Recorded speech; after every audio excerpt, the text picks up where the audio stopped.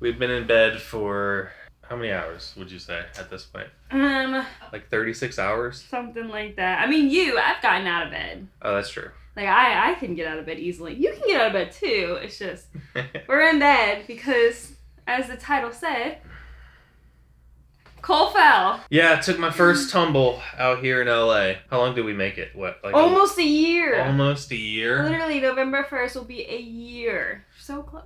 I know. We're so close to a full year, but yes, it happened. Yeah. So should we share the story? Yes, we should share the story. Should we do like you know how like when you watch like shows, they dramatize it? Like, should we dramatize it with me? Like a reenactment? Yeah. Yeah. Okay, this will be funny. Here's a dramatization of Cole's accident. Transferred into the shower chair. I was sitting up really, really tall in the shower chair, and I get topply when I'm that tall, so we scooted me out just a little bit, but I still ended up being pretty tall. Roll on into the bathroom. We get the enema in there to get things started with the program. I'm just sitting there on my phone doing my thing. And then out of nowhere, a huge spasm strikes me in my core. It shoots me forward, and I try as hard as I can to grab something on my way down, but there's nothing there for me to grab. Before I know it, my head is in between my knees, and I'm saying all sorts of expletives. And at this point, I can feel myself just falling forward. I already know it's coming. The only option I have now is to just cover my head with my arm and my elbows and then hope for the best. I hear lots of crashing. The chair ends up on top of me. All these things are falling out of the cabinet above the toilet into the toilet. Charisma immediately hears this crash and runs into the room. Oh my gosh, what's going on? Are you okay? Cole, what happened? Oh my gosh, what's going on in here? Cole, are you okay? It wasn't that dramatic, guys. Back to the story. I said, I'm okay. I'm okay. Let's just get my legs unfolded. She pulled the chair up off of me so we could finagle my body. We get my legs out from underneath me. She goes and gets the net and the portable Hoyer, which, whew, thank goodness we had the portable Hoyer. Yeah. Lord. It came in handy, and it happened to be in this specific apartment and not our office where we were storing it for a while. So That was perfect, because if we didn't have the Hoyer lift, we would have had to have called 911, and it would have just been a mess. Yeah, it was a mess anyway.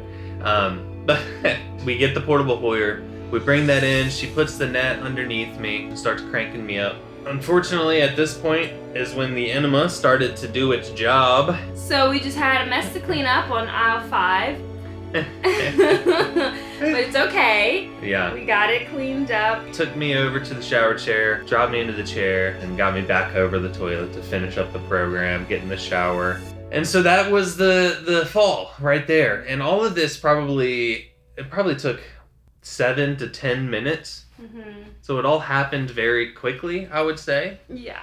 Because the concern while I was on the floor was making sure my body wasn't like completely like in these weird positions and being yanked and torn. And then also my booty on the hard ground. My booty does not like the hard ground. So we wanted to get me off the floor as quickly as possible. But once we got me off the floor and into the shower chair again, and we had a moment to take a breath, the next worry was, what damage is there?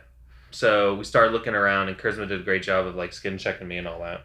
Yeah, so I checked Cole's skin. I was mostly concerned about his knees and his hips because he landed kind of knees first. At least when I found him, his knees were on the ground. I did not see the fall. I just heard the fall and came as quickly as possible. But his knees were on the ground, so I was really concerned about his knee, really concerned about his hips. But they seemed okay. They were moving fine. He wasn't getting autonomic dysreflexia, like alerting him that something bad was wrong. Yeah, if I were getting a lot of chills in that moment, I would have been really concerned, but I wasn't, so I didn't think that any like major damage had happened. Yeah, and then I checked his body. He has a bruise, a pretty big bruise, not a big bruise, but a good bruise on his elbow here. It's probably hard to tell. Yeah, it's already kind of gone down. It has gone down since yesterday. I protected my head like that. Yeah, so I think that's what hit the wall. Your elbow probably hit the wall. Thank goodness there isn't a hole in the wall. That's nice. Yeah. That would have been stressful having to patch that up. But then, so I was checking everything, palpating everything, making sure it was all good. I saw a bruise on his knee, but it wasn't like too bad. And then I was like, okay, I think we're all good. And then I looked at his foot and I was like, oh, Cole, your foot. I think you broke your toe. Because his big toe on his left foot was huge, not huge, but it was significantly more swollen than his other toe, and it was very bruised. And I was just like, Pretty quickly. it very fast. And so I was just like, yeah, I'm pretty sure that you may have broken your big toe. Which sucks, but the silver lining is that when people break their big toe, they just tell people to stay off their toe and wear a boot and let it heal. There's really nothing else you can do. It's just to let it naturally heal. So it's just nice because, like, Cole isn't putting much weight on his toes, and so we should be able to continue back to normal activities. We just got a boot for him to wear. Yeah. You want to show him the boot? Yeah, so Cole has, let's see if I can lift your heavy leg. Oh my gosh, it's so much heavier. Cole has a boot on. It's so big. There it is. It is, it's very big, but, like, that is all they had. But his toe, it makes it look like my whole foot was destroyed. It really does. It's way more than we need, but hey, it is. Rather have more than less. Exactly. That's all they had, and it's going to protect your foot. So if we're out and about, and Cole's spasms all the time, and so he kicks his legs out and kicks things all the time. And so if he kicks his foot out, the boot will protect his toe from getting damaged, and that's important. And we didn't want to squeeze Cole's foot into a shoe just yet. Like, it needs room to breathe, and I don't want to mess things up by trying to force it into a shoe that's really tight. Right. And so it was interesting. Something I learned from this experience was typically, like, when something is wrong with my body, I'm listening to my chills. And my chills are a pretty strong indication of things. And I know if my chills are telling me I have to go number 1, if I have to go number 2, if I need to do a weight shift, if I have to release some gas, like, they're chills for everything. Even when I'm dehydrated, I get certain chills. Mm-hmm. And so I was really like, maybe this is an opportunity to learn new chills. And I wasn't really getting any chills. But what we were also monitoring were my spasms. Mm-hmm. One leg was not spasming at all, and the other leg was spasming. Mm-hmm. Like this real, like, twitchy spasm. Yeah. And we were looking at my leg that wasn't spasming, concerned about that one. Like, I typically have some spasms going on, so seeing no spasm activity at all is a little worrisome, concerning.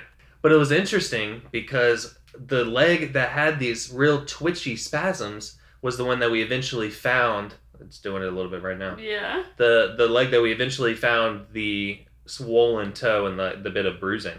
Yeah. So I learned that those twitchy spasms, if I see those in the future, it's probably because something's going on there. Yeah, I think it's just that his, like, toe and his foot is just really unhappy, and I think it is in pain. I just don't think his pain receptors are really receiving it because it's not super extreme where it would cause autonomic dysreflexia, but it is painful enough that his body is reacting to it. Yeah. And so, like, when we iced all day yesterday, we iced and elevated his foot.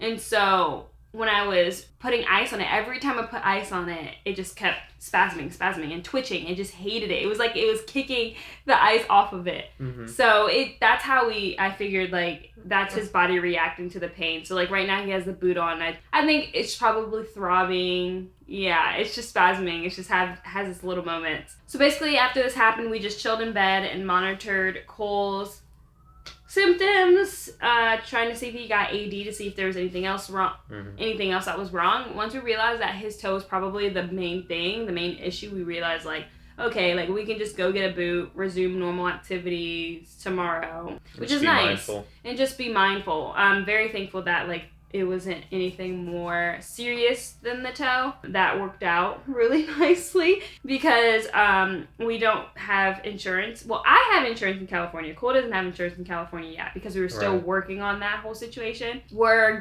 both going to be on the same plan starting November 1st.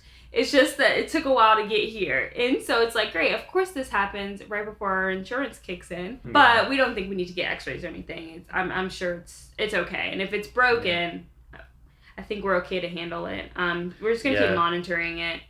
Whether it's broken or not, we're going to take care of it, and that's the way we won't have to spend a bunch of money. Yeah, if it's not broken, it's at least sprained. Like, it's at least that. Yeah. It was a bummer, though, because I was supposed to do a scene in class, and I couldn't do that. I mean, we have lots of things that we're very busy. Yeah. And so it's really inconvenient, and it's a nuisance having to deal with stuff like this. It is. Parts of being disabled that just aren't fun, you know? Mm-hmm. Makes life more difficult. Yeah, I think that the difficult part of it all with this situation it's just the fact that Cole can't feel below his chest. So it's like so hard to determine where there's pain and if there's pain. And how bad bad the pain is. Like, we talked to a doctor that lives in our building, and he was like, well, are you feeling any pain? And it's like, well, can't tell. Cole can't feel, so we can't tell you if there's pain. And I think that's the hardest part of it all. It's just like knowing like what is wrong when you can't feel. Man, your foot is unhappy right now. I know. I wonder if it's the boot or something. Potentially. I mean, it shouldn't. It's just. I think it's just in pain. We haven't iced it. Icing helps with the pain. Might take some Advil. I was gonna say, I think Cole should take some pain medicine to help it, because it just keeps spasming. Like we were saying, like this leg hasn't spasmed at all, but this leg is just twitching away. Yeah. I would like to give Charisma a big shout out. Thank you, dear, for taking care of me. Mm-hmm. Anytime. It means a lot. I'm very lucky. I'm very lucky. Honestly, if the same thing happened to me, Cole would do it for me. He would literally wheel me in his wheelchair everywhere. So he does it, and I don't have a broken foot. So, no, we do it for each other. I'm just glad it was nothing serious. Me too. But thank you. Anytime. Love you. I love you too. Well, that's story time for today. Yay! Sorry, it's like a video like out. Not really like our typical Sunday videos, but we just thought we'd update you on why we like laid low this week and just kind of didn't really push it too much in terms of going out and activities. But we're gonna get back to things and just keep monitoring Cole's foot and keep living life. Yeah. Yeah. Stay positive, right? Yeah. Honestly though, like it was a stressful situation, but like once we decided we're getting you up in the Hoyer lift, and you like it wasn't stressful. It was stressful for about 30 seconds. Yeah. I told her I'm okay.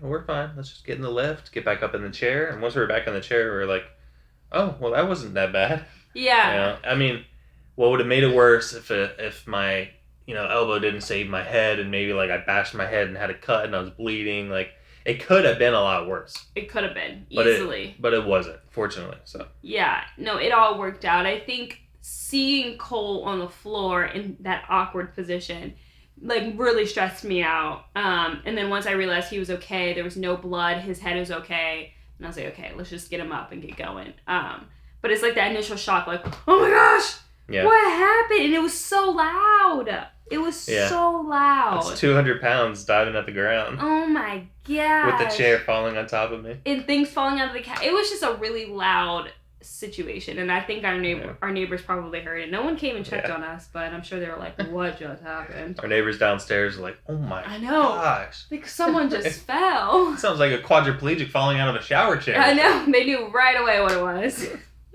Anyways, thank you all for watching. Yes. Don't forget to like, comment, share, subscribe, and stay positive. Stay positive. Did you mean to do it backwards? No, but it just kind of worked out. You followed the lead, which is nice. Yeah. Follow the leader. Ugh. Take control. It's in your soul. It's AG's bicycles. Wow.